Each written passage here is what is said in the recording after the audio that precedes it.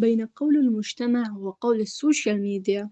المجتمع بيقولك تعلمي عشان تاخدي عريس كويس، والسوشيال ميديا بتقولك كل ما زاد تعليمك كل ما قلت فرصة زواجك. فالإنسان في حيرة، يسمع كلام المجتمع ويتعلم ويدخل كلية حلوة عشان يرضي المجتمع، ولا ما يتعلمش عشان فرصة زواجه ما تقلش زي ما بتقول السوشيال ميديا. عشان نعرف حل هذه المشكلة، آه، نعمل كما يريد المجتمع أم نعمل كما تريد السوشيال ميديا، محتاجة أقرأ لكم بعض الأسطر في كتاب اكتشفي ذاتك صفحة 9. فهذه هي السيدة عائشة زوجة النبي صلى الله عليه وسلم، تتميز في علوم الفقه والحديث والأدب، فتفني حياتها في رواية الحديث وتدريس العلوم الدينية للصحابة والتابعين. وهذه السيدة رفيضة تحب ممارسة الطب، فتبني خيمتها الشهيرة لتداوي فيها المرضى والجرحى، فتكون بهذا أول صاحبة مستشفى إسلامي. وهذه هي السيدة الشفاء، تتميز في إدارة الشؤون التجارية والرقابية، فعينها الخليفة عمر بن الخطاب رضي الله عنه للرقابة على الأسواق ووزيرة للتجارة. وهذه هي السيدة أم شريك، تتميز في حب استضافة الناس في بيتها، فتفتح دارها للقاءات والمؤتمرات والندوات والولائم، وتكرم ضيوفها وتوفر لهم كل سبل الراحة. وهناك الكثير من الأعمال التي شاركت فيها النساء، كل حسب قدراته ومواهبه.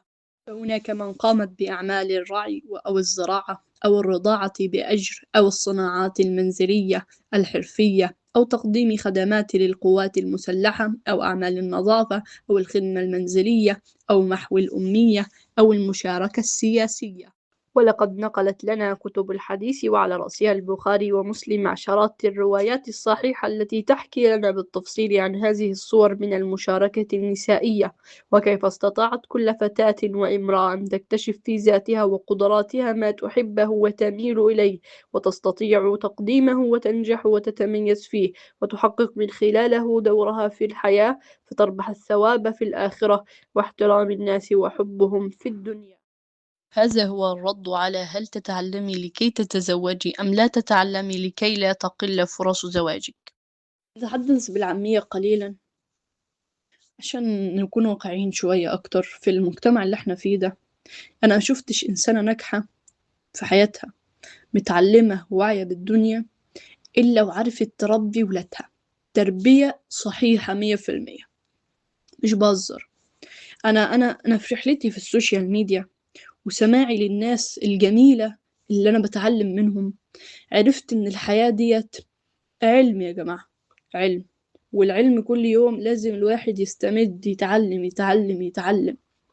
أنا كمنة ساعات بمر بظروف صعبة جدا جدا جدا، حرفيا يعني بقول لكم نفسيا بتكون صعبة الأمور دي عليا خالص.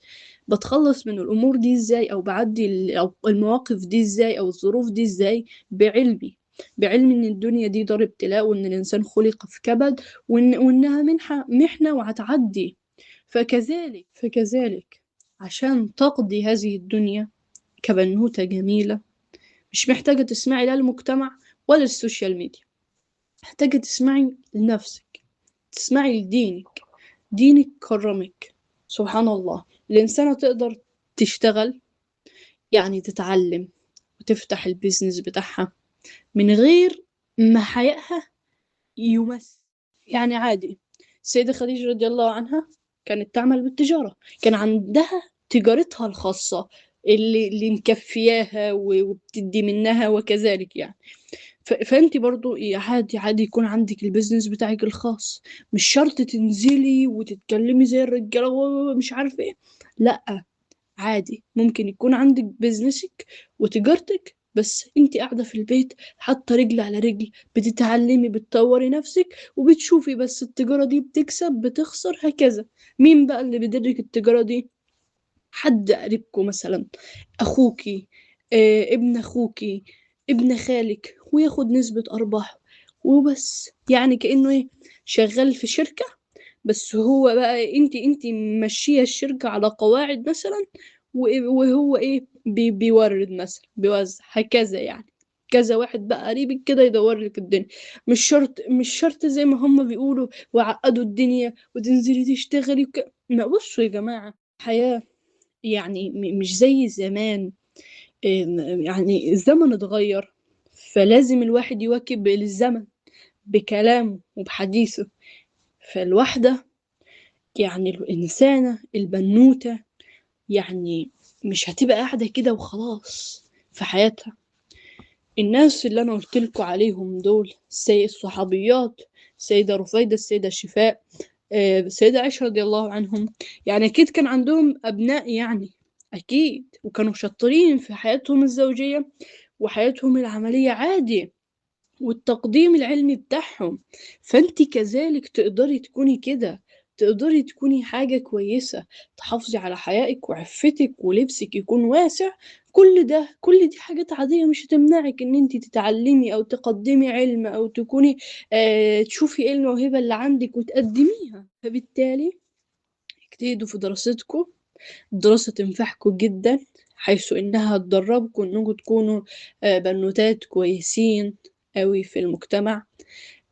يعني لازم يا شباب أنصحكم بحاجة برضو، بلاش تكلمي شباب، خليكي إنسانة سعيدة بجد.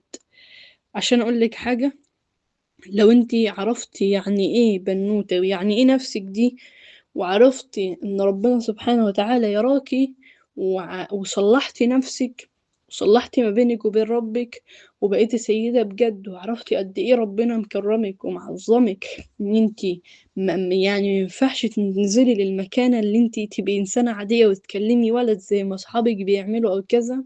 لا يا حبيبتي، انصحك يعني ان انتي تخلي بالك من الحاجة دي، لان انتي انسانة عظيمة. يعني ولنقل ان انتي هتتجوزي بعد 3 سنين، ال3 سنين دول تضيعيهم كده وانتي بتكلمي شباب وعندك عاطفة عاوزة تضيعيها في اي حاجة وخلاص؟ لأ، زوجك الوحيد اللي يستحق ان المشاعر دي تروح له. وغير كده مشاعرك تستحق ان انتي تحطيها في حاجة تعيد عليكي بالنفع، تعيد عليكي ان ربنا راضي عنك. يعني تذاكري، تجتهدي، تعلمي قرآن، تعلمي فقه، تعلمي سنة، عشان تنفعي ولادك، تنفعي نفسك، وتحافظي على عاطفتك دي انها تروح للشخص الصح فقط. فقط فالبسي لبس كويس يرضي ربنا سبحانه وتعالى، وحافظي على حيائك وعفتك. وانا صراحة يا شباب يعني الناس الجميلة اللي أنا شاهدتهم في هذا المجتمع، وبقول لكم من واقع خبرتي، الولاد اللي فعلا يعني الأطفال اللي عندهم موهبة واللي بنشوفهم في الإعلام، الأطفال الجميلة ديت اللي بتطلع تقول كلام مفيد، أمهاتهم مش أمهات كده وخلاص، بل أمهاتهم دولت يعني ضحوا كتير ومتعلمين كتير قوي عشان يطلعوا لك النسخة اللي انتي بتشوفيها الجميلة ديت، عشان يطلعوا النسخة دي للمجتمع وتفيد المجتمع بجد، سواء بقى طبيب أو عالم أو شاب طفل صغنطوط أو شخص حافظ القرآن. النساء دولت السيدات ما طلعوش حد كده لا بسهولة يعني، بل ضحوا عشانه كتير، وما طلعوش برضو طفل بجهل او كده، لا هم متعلمين ازاي يتعاملوا مع الطفل، ازاي يربوه، ازاي يعرفوا موهبته، ازاي يستثمروا فيه، ازاي يصاحبوه. كذلك يا عمري، عشان تربي ولادك صح محتاجة تتعلمي. اختصارا، تعلمي عشان محدش يستغلك، اتعلمي عشان تعرفي حقوقك اللي عليكي واللي ليكي، وعشان تعرفي تتعاملي مع الدنيا كلها محتاجة تتعلمي، تصاحبي ناس كويسة زيك وجميلة وتاخدوا بعض كلكم في طريق كويس. تعلمي تعلمي تعلمي. أنا أقول لك والله يعني، من أراد الدنيا فعليه بالعلم، ومن أراد الآخرة فعليه بالعلم. والله أنا في رحلة حياتي دي كلها اكتشفت إن الإنسان ما ينفعش يعدي عليه يوم من غير علم، من غير ما يدخل لنفسه حاجة جديدة. العلم مهم جدا جدا. قرآن، فقه، سنة، علم نفس، علم اجتماع. اقري برضو عن الطب عشان تعرفي جسمك ده شغال ازاي، ايه اللي جسمك محتاجه فعلا من تغذية، من راحة، ازاي تقعدي، التكنيك اللي المفروض تقعدي بيه عشان عمودك الفقري ده تحافظي عليه. كده يا شباب، العلوم في كل مجالات الحياة. انتي كبنوتة مش في طب، تعلمي عن الطب، تعلمي عشان انتي جسدك ده محتاجة تحافظي عليه من جوه، أعضائك اللي جوه دي محتاجة تتغذى صحيا، فتعلمي تاكلي ايه وايه الأكلات اللي تبعدي عنها، تعلمي ازاي تمشي، ازاي تتكلمي، تعلمي سوفت سكيلز، مهارة مهمة السوفت سكيلز دي أوي. عن نفسك، ازاي تتعاملي مع نفسك، الانفعالات، ازاي تقودي الانفعالات ديت، ازاي ما تنفعليش من اقل استفزاز او من الاشخاص الاخرين يعني. العلم النفس مهم جدا. تعلمي برضو ازاي تكلمي الناس اللي حواليك عشان ما تتعبيش، كل واحد بناخده على قد عقله. يعني كنت سامعة قبل كده ان في قاعدة فقهية بتقول: ليس كل حق يقال للعامة. ليه؟ لأن مش كل الناس هتفهم كلامك، فبالتالي تخاطب الناس قدر عقلهم. تمام، هتتعلمي العلم ده وتعلمي بقى. بصي، أي حاجة أنت شايفة نفسك عندك كده قدرة وموهبة فيها، طوريها، هتفيدك قوي.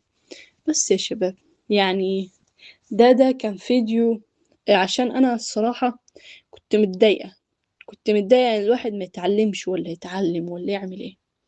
لا، العلم يا بابا، العلم يا حبيبتي واجب. يعني اتعلمي. انت ازاي هتعيشي حياتك دي من غير ما تتعلمي؟ بغض النظر عن التعليم الجامعي والحاجات دي كلها، في حياتك لو انت مش في جامعة دلوقتي، لو سامعاني وانت مش في جامعة، لو مش في ثانوي، لو مش في اي حاجة، في حاجة اسمها تعليم ذاتي. اتعلمي في حاجة اسمها يوتيوب عليه، مليء بالدورات يا حبايبي، مليء. تعلمي مثلا لو انت مقبلة على الزواج، يعني هسيب لكم دورة كده عن الزواج تتعلمي منها. لو انت يعني ايه، للمقبلين على الزواج، يعني لو انت مثلا هيجيلك بيبي، خدي دورة ازاي تتعاملي مع البيبي في السن مثلا أول سنة، في تاني سنة، كذلك يعني. تعلمي في دورات كتير سوفت سكيلز، تعلمي مهارة مثلا، تعلمي مونتاج، تعلمي تصميم، تعلمي كوبي رايتنج مثلا. أي حاجة انت حاسة نفسك ان انت هتبدعي فيها والحاجة دي هتفيدك، تعلمي. ايا كنت يعني في جامعة او مش في جامعة، تعلمي ازاي تتعاملي مع ناس، كذلك يعني يا شباب. طبعا انتظروا حلقة هشرح لكم كتيب اكتشفي ذاتك، تأليف دكتورة فيروز عمر، بإذن الله سبحانه وتعالى، فكونوا على الموعد يعني إن شاء الله أنزله على الشانل. أنا لا أجيد، مش عارفة يعني الواحد هيعرف يشرح ولا لا، بس هحاول أقرأه لكم قدر المستطاع وأفيدكم بيه قدر المستطاع، لأنه كتاب كويس جدا بإذن الله سبحانه وتعالى، يعني تستفيدوا.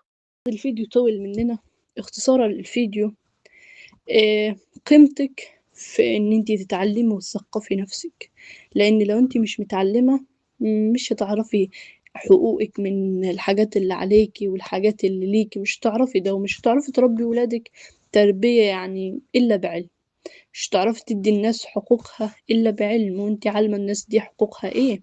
مش هتعرفي تعاملي الناس كويس إلا لما تتعلمي دين المعاملة، تتعلمي ازاي تعامليهم ازاي، وهكذا. واقرأي كتير، اقرأي في كتب الصحابة وتعلمي منهم. يعني الفيديو يعجبكم، اكتبوا لي رأيكم بقى يا بنات يا جمال، بحبكم جدا، بحبكم جدا. لو انتوا سمحتوا هذا الفيديو يعني، إيه، لو ملكمش اي حد، إيه، انا اعتبروني صديقتكم، وقدر استطاعتي وقدر يعني مقدرتي ان انا افيدكم هفيدكم، صدقوني. لو انا اخطأت في الفيديو اتمنى تسامحوني، والصراحة أنا يعني بحاول أفيدكم قدر المستطاع، وأنا مش شخص عالم ولا حاجة، أنا شخص بسيط جدا بيحاول يفيد يعني. وصلنا لنهاية الفيديو، أتمنى أن تكونوا في تمام الصحة والعافية وأنتم تشاهدون هذا الفيديو. أنا من عقاب، والسلام عليكم.